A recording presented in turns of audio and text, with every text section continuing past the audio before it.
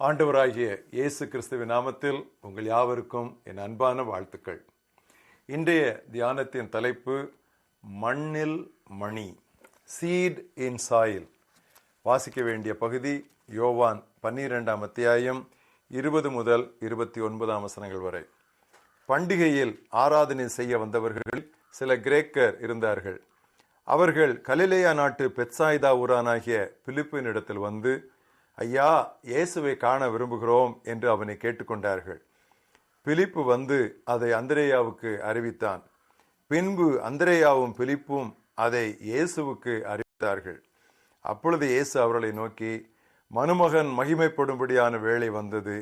மெய்யாகவே மெய்யாகவே நான் உங்களுக்கு சொல்கிறேன், கோதுமை மணியானது நிலத்தில் விழுந்து சாகாவிட்டால் தனித்திருக்கும், செத்ததே ஆகியல் மிகுந்த பலனை கொடுக்கும்.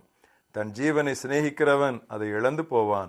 இந்த உலகத்தில் தன் ஜீவனை வெறுக்கிறவனோ அதை நித்திய ஜீவ காலமாய் காத்து கொள்வான். ஒருவன் எனக்கு ஊழியம் செய்கிறவன் ஆனால் என்னை பின்பற்ற கடவன். நான் எங்கே இருக்கிறேனோ அங்கே ஊழியக்காரனும் இருப்பான். ஒருவன் எனக்கு ஊழியம் செய்தால் அவனை பிதாவானவர் கனம் பண்ணுவார். இப்பொழுது என் ஆத்துமா கலங்குகிறது.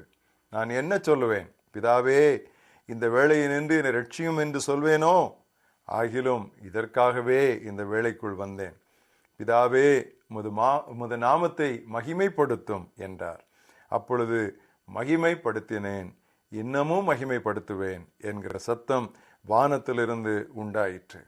அங்கே நின்று கொண்டிருந்து அதை கேட்ட ஜனங்கள் இடிமுழக்கம் உண்டாயிற்று என்றார்கள். வேறு சிலர் தேவதூதன் அவருடனே பேசினான் என்றார்கள். இயேசு அவர்களை நோக்கி, இந்த சத்தம் என் நிமித்தம் உண்டாகாமல் உங்கள் நிமித்தமே உண்டாயிற்று என்றார். நம்முடைய மனப்பாட வசனம் வாசித்த பகுதியிலே யோவான் 12:24. கோதுமை மணி நிலத்தில் விழுந்து சாகாவிட்டால் அப்படியே இருக்கும், செத்து விட்டால் மிகுந்த பலனை தரும். Unless a grain of wheat falls into the ground and dies, it remains alone. But if it dies, it produces much gain. தொழுகைக்குரிய பாடங்களை பாடுகளின் வார நிகழ்வுகளிலிருந்து நாம் தியானித்து வருகிறோம். பண்டிகைக்காய் எருசலேமிலே கூடியிருந்தவர்களில் சில கிரேக்கர்கள் ஆராதனை செய்ய வந்திருந்தார்கள். இயேசுவை குறித்து கேள்விப்பட்டிருந்த அவர்கள் அவரை பார்க்க விரும்பினர். இந்த தகவலை பிலிப்புவும் அந்திரேயாவும் இயேசுவிடம் அறிவித்தனர். அதற்கு இயேசு அளித்த பதில், மனுமகன் மகிமைப்படும் நேரம் வந்தது. கோதுமை மணி நிலத்தில் விழுந்து சாகாவிட்டால் தனித்திருக்கும், செத்துவிட்டால் மிகுந்த பலன் தரும். திரள்களை அசைத்து எதிரிகளை அமைதிப்படுத்தும் போதனையும் ஞானமும் கொண்ட இயேசுவை நேரடியாய் காண ஞானத்திற்கும் கல்வியறிவிற்கும் பெயர் பெற்ற அந்த கிரேக்கர்கள் விரும்பியிருப்பார்கள். அவர்கள் அவரை பார்த்து ரசிக்க விரும்பினர். அவரோ அவர்கள் தம்மை தொழுது கொள்ள வாஞ்சித்தார். அவர்களது விருப்பத்தை பிலிப்புவும் அந்திரேயாவும் இயேசுவுக்கு அறிவித்தவுடன் அவர் கொடுத்த பதிலின் முதல் வாக்கியம், மனுமகன் மகிமைப்படும் வேளை வந்தது. அவரது மரணம் உயிர்த்தெழுதல் மூலமாக மட்டுமே மகிமைப்படுதல் சாத்தியம்.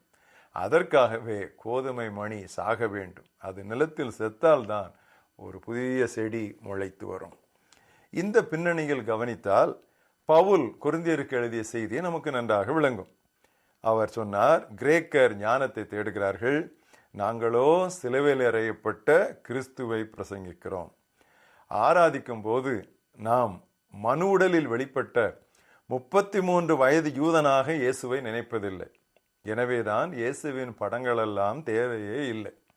பவுல் இதை குறித்து சொன்னது, நாங்கள் கிறிஸ்துவை மாம்சத்தின்படி அறிந்திருந்தாலும் இனி ஒருபோதும் அவரை மாம்சத்தின்படி அறிய மாட்டோம். 2 கொரிந்தியர் 5:16.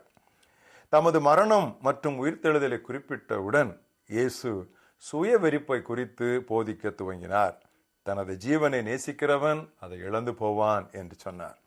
நமது தகுதியின்மையையும் அவரது மகத்துவத்தையும் உணர்வதே உண்மையான தொழுகை. நம்மில் ஒன்றுமில்லை என்றும் அவரே பரிபூர்ணமுடையவர் என்பதையும் நினைவு கூறுவதே உண்மையான தொழுகை.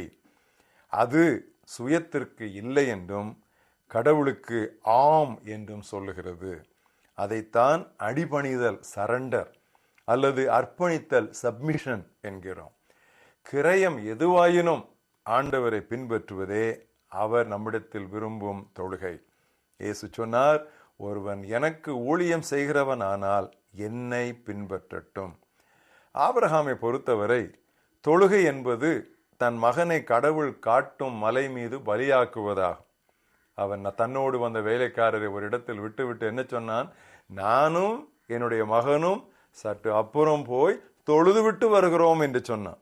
இதுவே சிலுவையில் அறையப்பட்டவருடன் ஐக்கியப்படுகிற புண்ணிய பரிசுத்த ஸ்தலமாகும். நாம் அங்கிருந்து வெறுமனே திரும்பி வரமாட்டோம். ஏகோவா ஈரே என்று ஆரவாரமாய் குதூகலமாய் ஆபிரகாம் திரும்பினார்.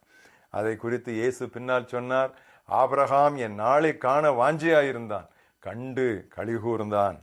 இரத்த சாட்சி ஜிம் எலியட் என்பவர் சரித்திரம் போற்றும் அழகான ஒரு வாசகத்தை எழுதி வைத்தார்.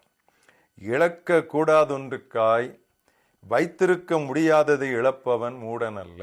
மறுபடி சொல்கிறேன், இழக்க கூடாதொன்றுக்காய் வைத்திருக்க முடியாததை இழப்பவன் மூடன் அல்ல.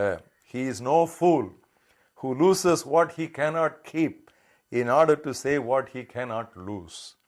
He is no fool who loses what he cannot keep in order to say what he cannot lose. கோதுமை மணி நிலத்தில் விழுந்து சாகாவிட்டால் அப்படியே இருக்கும், செத்துவிட்டால் அது மிகுந்த பலனை தரும்.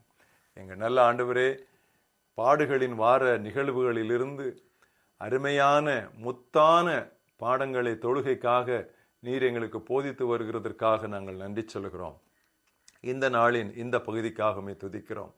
வெறுமனே உமது ஞானத்தையும் வெறுமனே உமது வல்லமையும் மட்டுமல்ல ஆண்டவரே, உம்மை ஒரு ராஜாவாக, உம்மை கர்த்தாவே மரித்து உயிர்த்தெழுந்த எங்களுடைய இயேசு கிறிஸ்து என்று சொல்லி கோதுமை மணி நிலத்திலே விழுந்து சாக வேண்டும் என்கிற சத்தியத்தை எங்கள் மனதிலே எப்பொழுதும் இருத்தி கொண்டு நாங்கள் உமக்கு பின்னால் வர எங்களுக்கு உதவி தாரும். கர்த்தாவே, உலகம் காட்டுகிற பகட்டுகளுக்கு நாங்கள் பலியாகி விடாதபடிக்கு மறைந்து மரித்து உயிர்த்தெழுதலின் வல்லமையும் மகிமையும் நாங்கள் அனுபவிக்க எங்களுக்கு உதவி தாரும்.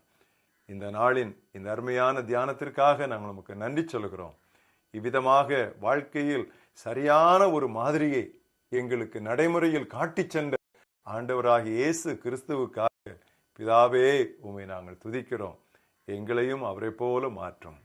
இயேசு கிறிஸ்துவின் நாமத்தில் பிதாவே, ஆமென்.